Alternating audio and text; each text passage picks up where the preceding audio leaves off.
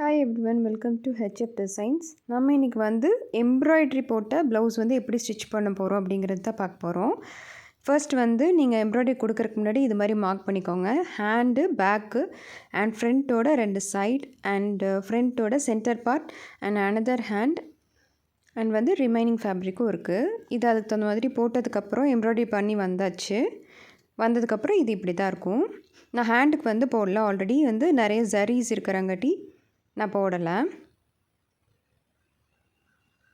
And இப்போ வந்து நம்ம வந்து அதை வந்து டார்க்காக மார்க் பண்ணி அதில் வந்து ஒரு 1/4 இன்ச் மட்டும் எக்ஸ்ட்ரா விட்டுட்டு நம்ம வந்து கட் பண்ணி எடுத்துக்கலாம்.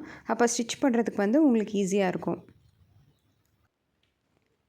இதே மாதிரி சல்வாரில் வந்து எப்படி நெக் டிசைன் கட் பண்ணணும் அப்படிங்கிறத வீடியோ நான் போட்டிருக்கேன். லிங்க் வந்து டிஸ்கிரிப்ஷனில் கொடுக்குறேன், செக் பண்ணி பாருங்கள். இன்னொரு ஸ்லீவையும் நம்ம கட் பண்ணி எடுத்துக்கலாம். அண்ட் வந்து இப்போ வந்து ஃப்ரண்ட் போர்ஷன் கட் பண்ணுறோம். இதை வந்து ரஃப்பாக மட்டும் கட் பண்ணி தான் நான் எடுத்திருக்கேன். எல்லாமே எக்ஸாக்டாக நான் எதுவுமே கட் பண்ணல, எக்ஸ்ட்ரா தான் வந்து கட் பண்ணி எடுத்திருக்கேன்.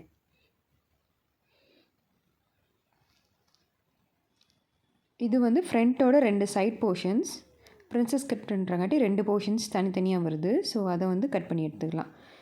இப்போ நான் எல்லாமே கட் பண்ணி எடுத்துட்டேன். எதுவுமே வந்து நீட்டாக இல்லாமல் அன்ஈவனாக தான் இருக்கும். ஃப்ரண்ட்டுக்கு பார்த்திங்கன்னா சென்டர் நாச் போட்டுக்கோங்க. அதே மாதிரி லைனிங்லேயும் வந்து சென்டர் நாச் போட்டுக்கோங்க. நெக்கு வந்து எப்போவுமே லைனிங்கில் கட் பண்ணாதீங்க. அப்போ தான் உங்களுக்கு வந்து ஈஸியாக இருக்கும் அடிக்கிறதுக்கு. நம்ம வந்து எல்லா சைட்ஸுமே கரெக்டாக இருக்கான்னு பார்த்துட்டு அதை செக்யூர் பண்ணுறதுக்காக சென்டரில் வந்து ஒரு ஸ்டிச்சஸ் போட்டுக்கலாம். இது போட்டதுக்கப்புறம் நமக்கு துணி நழுவாது. ஸோ அந்த நெக்கில் ஒட்டியே வந்து நம்ம கடைசி லைன் எங்கே அவங்க வந்து எம்ப்ராய்ட்ரி போட்டிருக்காங்களோ அதில் அப்படியே அடிச்சுக்கிறோம். நான் வந்து ஃபுல் ரவுண்டு அடிக்க போகிறதில்ல, நான் சென்டர் வரைக்கும் தான் அடிக்க போகிறேன். அதை வந்து நெக்ஸ்ட் சைடில் வந்து காப்பி பண்ண போகிறேன். இப்போ வந்து நம்ம 1/4 இன்ச் டிஃப்ரென்ஸில் வந்து நெக்கை வந்து கட் பண்ணி எடுத்துக்கலாம். இதுவும் அதே மாதிரி தான், ஒரு சைடுக்கு மட்டும்தான் நான் கட் பண்ண போகிறேன். அண்ட் இப்போ வந்து சென்டர் பார்ட் தனித்தனியாக வந்து நம்ம எடுத்துக்கலாம். ஃப்ரண்ட்டோடது வந்து 2 பார்ட்டையுமே தனித்தனியாக எடுத்துக்கிட்டேன். இப்போது இதை அப்படியே காப்பி பண்ணி அடுத்த லேயரில் வச்சு நம்ம அதையும் கட் பண்ணி எடுத்துக்கலாம். இப்படி பண்ணும்போது உங்களுக்கு ஷேப்ஸ் வந்து மாறாது, ஈஸியாகவும் இருக்கும். இதையும் வந்து 1/4 இன்ச் டிஃப்ரென்ஸ் அதில் இருக்கிற மாதிரியே கட் பண்ணி எடுத்துக்கலாம். ரெண்டுமே கரெக்டாக இருக்கா அப்படின்றத நான் செக் பண்ணிக்கிறேன். இப்போ அடுத்த சைடில் இருக்கிறதையும் வந்து நம்ம வந்து அடித்து எடுத்துக்கலாம். நாச்சஸ் போட்டுட்டு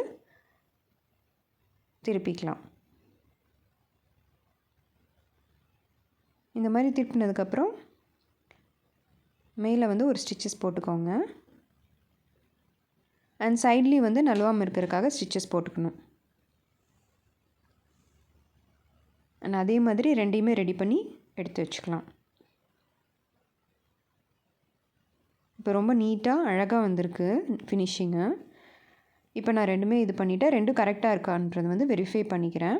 இப்போ பேக்கும் அதே மாதிரி தான் சென்டர் நாச் போட்டுட்டு அந்த லைனிங்லேயும் அதையும் வந்து ஒரே மாதிரி வச்சுட்டு நம்ம வந்து சென்டரில் வந்து ஒரு ஸ்டிச்சஸ் போட்டுக்கலாம். நம்ம ஃப்ரண்ட் எப்படி பண்ணோமோ அதே மாதிரி தான் பேக்குக்கும் நம்ம ரெடி பண்ண போகிறோம்.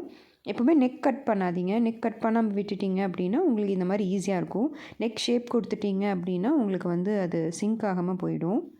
அதே போல் 1/4 இன்ச் டிஃப்ரென்ஸில் வந்து சுற்றி வந்து கட் பண்ணி எடுத்துகிட்டு நாச்சஸ் போட்டு திருப்பிக்கலாம். செக்யூர் பண்ணுறதுக்கு வந்து மேலே வந்து ஸ்டிச்சஸ் போட்டுக்கலாம். இது வந்து அது மேலேயே நல்லா நீட்டாக அமுத்தி பிடிச்சி போட்டிங்க அப்படின்னா ஃபினிஷிங் வந்து ரொம்ப அழகாக வரும்.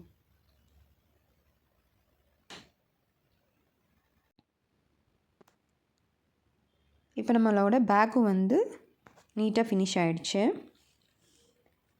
இனி நம்ம வந்து ஷோல்டர்ஸ் எல்லாம் ஜாயின் பண்ணி ஆஸ் யூஷுவல் எப்பவும் போல் வந்து ப்ளவுஸஸை வந்து கம்ப்ளீட் பண்ணிக்கலாம்.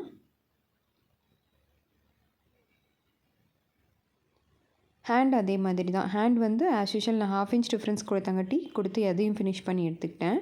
இப்போ back and this is front and hand. இது வந்து ஃப்ரண்ட்டோட 2 சைடு வருது.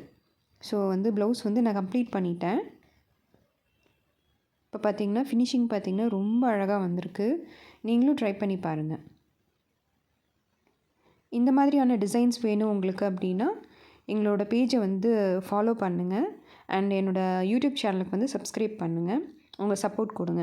லைக் பண்ணுங்கள், ஷேர் பண்ணுங்கள், கமெண்ட் பண்ணுங்கள். உங்களுக்கு எந்த மாதிரியான டிசைன்ஸ் வேணும் அப்படிங்கிறத எங்களுக்கு வந்து கமெண்ட்ஸில் வந்து சொல்லுங்கள். ரொம்ப அழகாக வந்திருக்கு. Thank you so much.